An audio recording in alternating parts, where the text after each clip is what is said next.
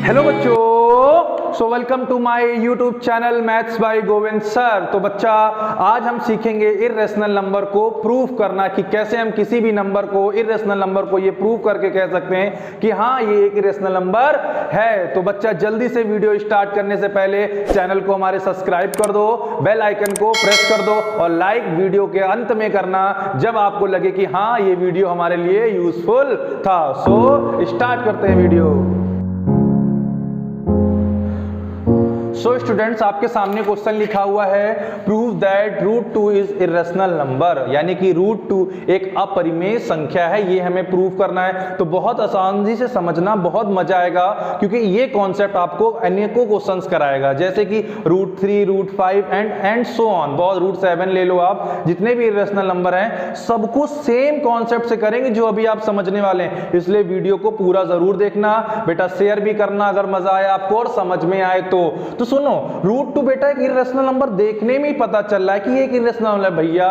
क्यों? क्योंकि आपको पता है इर्रेशनल नंबर की डेफिनेशन क्या होती है। इर्रेशनल नंबर को आप ये भी ऐसे भी क्या बोलते हैं आइडेंटिफाई कर सकते हो कि कोई आपके पास एक स्क्वायर रूट है, उसके अंदर आपको कोई भी परफेक्ट स्क्वायर नंबर को छोड़ के कोई और नंबर दे दिया जाए तो इसका मतलब वो एक इर्रेशनल नंबर होता है। तो बेटा 2 ये कोई परफेक्ट स्क्वायर नंबर है क्या? 2 क्या किसी का स्क्वायर होता है? नहीं, जिसकी वजह से एक इर्रेशनल नंबर है। तो भैया यही तो समस्या है। अब जैसे कि आप एक एग्जांपल लो, आपके सामने एक आम का पेड़ है, अब आपसे कह दें भैया ये हम आम का पेड़, आपके दोस्त के हम नहीं मानते आम का पेड़ है, प्रूव करके दिखाओ। तो उन मूर्खों को कैसे प्रूव करके दिखाओ? कहोगे रुको, अच्छा अभी हम इसको हिला रहे हैं, आम गिरेंगे, अगर आम के अलावा कुछ और गिरे तो तुम समझना भाई आम का नहीं है, आम गिरे तो भाई आम का ही पेड़ है। तो बस वैसे ही ये है। अभी हम इसको बोल देते हैं कि चलो हमने माना ये इरेशनल नंबर नहीं है, ठीक है, हम मान लेते हैं क्या, हम मान लेते हैं ये एक रैशनल नंबर है। Let root 2 is a rational number. हमने ये मान लिया।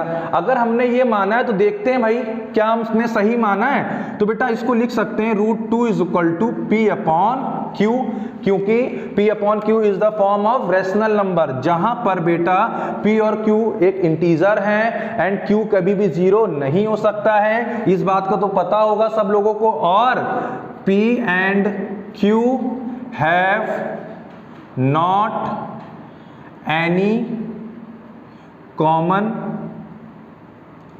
फैक्टर, पूरा सुनना, फैक्टर अदर देन 1 बेटा।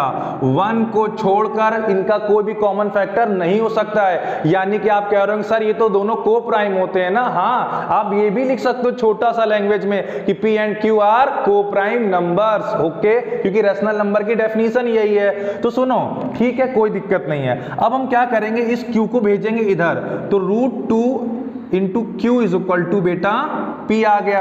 यानी कि अब देखो अगला स्टेप क्या होगा आपका, स्क्वायरिंग बोथ साइड। याद रखना स्टेप्स आपको याद रखने, एस बी एस, यानी कि स्क्वायरिंग बोथ साइड। देखो रूट 2 क्यू का whole square is equal to p का होल स्क्वायर, यानी कि p का स्क्वायर।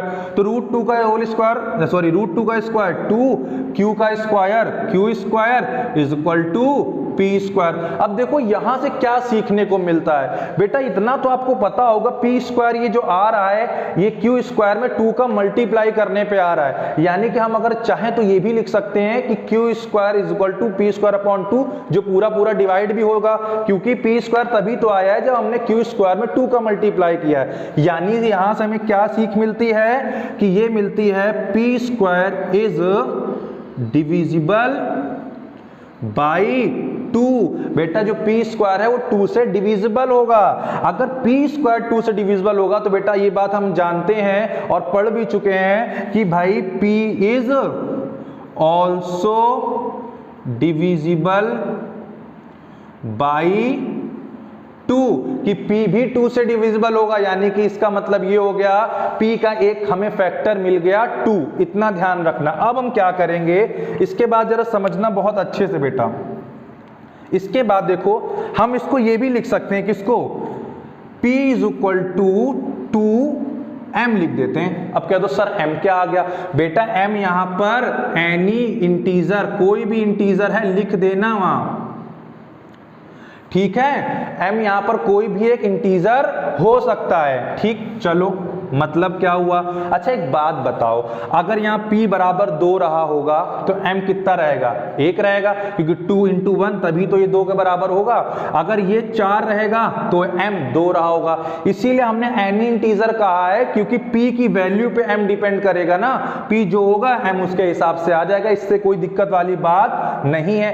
अब हम क्या करेंगे बेटा, अब हम फिर स्क्वायरिंग बोथ साइड करेंगे, s b s, ध्यान रखना बेटा s b s हम फिर करेंगे, यानी कि p² = 2m का होल स्क्वायर। दूसरी बार हम कर रहे हैं होल स्क्वायर, ठीक है। अब सुनो, अब हम p² की वैल्यू रखेंगे, अभी अभी हमने निकाली थी, p² की वैल्यू क्या थी, 2q²। चाहो तो यहाँ इक्वेशन नंबर 1 डाल दो, यहाँ लिख देना put the value of p² from equation first, ये भी लिख दो, from equation number first. Okay, तो क्या वैल्यू थी p² की बेटा, 2q²। ओके बेटा, 2 का स्क्वायर 4m²। ओके, m का स्क्वायर तो m² आएगा, ठीक है।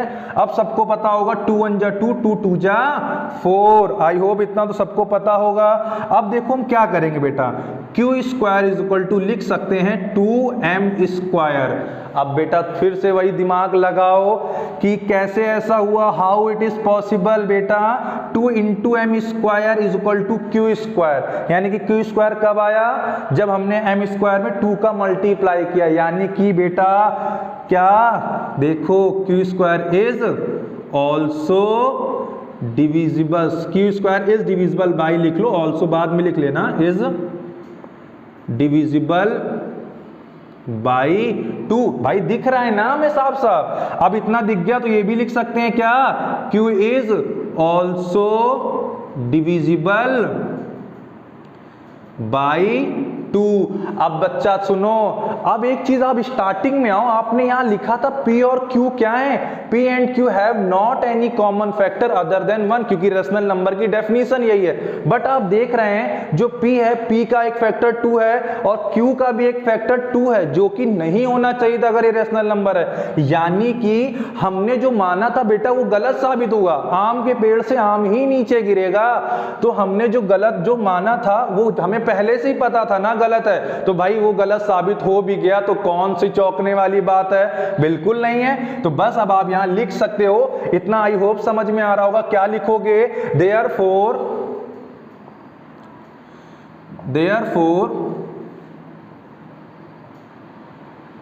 a and b, समझ में आ रहा है ना सबको, देख लो कोई दिक्कत हो बता दो। therefore a and b at least 2 as a common factor, यानी कि यहां पर हम देख रहे हैं a और b के क्या, at least 2 as a common factor, यानी कि जो 2 है हमें इन दोनों के कॉमन फैक्टर में मिला है, इसलिए सो आवर असम्पशन बेटा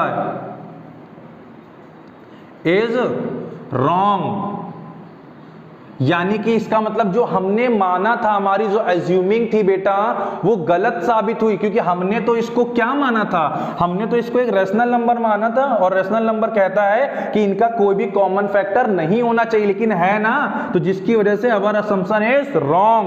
हेंस आंसर आ गया बेटा, hence √2 is a irrational number, यानी कि ये आम का पेड़ भैया है तो आम के पेड़ से आम ही नीचे गिरेगा। आई होप आप लोगों को बड़ा मजा आया, बहुत अच्छे से समझ में आया। किसी को कोई भी डाउट हो तो तुरंत कमेंट बॉक्स में जाके कमेंट करें।